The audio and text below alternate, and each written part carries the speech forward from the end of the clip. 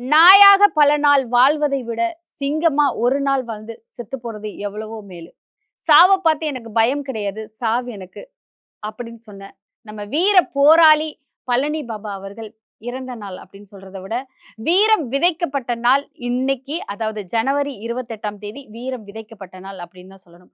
பழனி பாபா அவங்க கிட்ட சொத்து இருந்தது, பணம் இருந்தது, உறவுகள் இருந்தது, சொந்த பந்தம் இருந்தது, எல்லாமே இருந்ததுங்க. அவர் சுத்தி ஒரு கூட்டமே இருந்தது. ஆனா, அதெல்லாம் வச்சு நம்ம என்ன பண்ண போறோம்? இதெல்லாம் நம்மளுக்கு எதுக்கு? அப்படின்னு சொல்லிட்டு மக்களுக்காக சேவை செய்ய வந்தாரு. மக்களுக்கு ஒவ்வொரு விஷயமும் தைரியமா மேடையில எடுத்து சொல்லிட்டே இருந்தாரு. எங்கெல்லாம் அவர்னால மக்களுக்கு விஷயங்கள சொல்ல முடியுமோ, என்ன பண்ணணும்? இத இப்படிதான் பண்ணணும் அப்படின்னு சொல்லி மக்களுக்காக நெறைய தடவ வந்துட்டு ஜெயிலுக்கு போயிருக்காரு. போராட்டங்கள் நடத்தியிருக்காரு. அதுல வழக்குகள்ல போராடுற வக்கீல்க்கே, "நீ இத இப்படி வாதாடாத. இதுல தப்பு இருக்குன்னு" சொல்லிட்டு எல்லா சட்டங்களுமே தெரியுமா அவருக்கு. தெரியாத சட்டங்களே தெரியாதாம். அவ்வளோ அறிவாம். அவர பார்த்து பயப்படாத ஆளே கிடையாதாங்க. அவர பார்த்தாலே நடுங்குவாங்களாம். அவர் கேட்கிற ஒவ்வொரு வார்த்தைக்குமே வந்துட்டு பதில் சொல்ல முடியாதாம். அரபிக் கண்ட்ரி எல்லாம், "நீங்க எப்ப வேணாலும் வரலாம் சார். எப்ப வேணாலும் போலாம். உங்களுக்கு நாங்க அவ்வளோ பாதுகாப்பு குடுக்குறோம்." அப்படின்னு சொல்லி சான்றிதழ்கள் நெறைய குடுத்துருக்காங்க. பழனி பாபா அப்படின்றவரு மாணவர்கள் கிட்ட வந்து நிறைய மாற்றங்களை ஏற்படுத்தணும். நிறைய விஷயங்கள அவங்கள வச்சு செய்யணும்.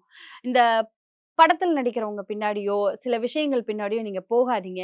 நிறைய வீர போராளிகளோட கதைகள படிங்க. உங்களுக்குள்ள ஒரு வீரம் பொங்கும். எது சரி, தவறுன்னு தெரியும். நிறைய விஷயங்கள் எடுத்து சொல்லியிருக்காரு. விதைத்தவன் உறங்கினாலும் விதைகள் என்னைக்குமே உறங்காதுங்க. அதனால பழனி பாபா அவர்கள என்னைக்குமே மறக்கக்கூடாது. அவரோட இறந்த நாள், அதாவது வீரம் விதைக்கப்பட்ட இன்னைக்கு நம்ம எல்லாருமே அவருக்காக ப்ரே பண்ணிப்போம்.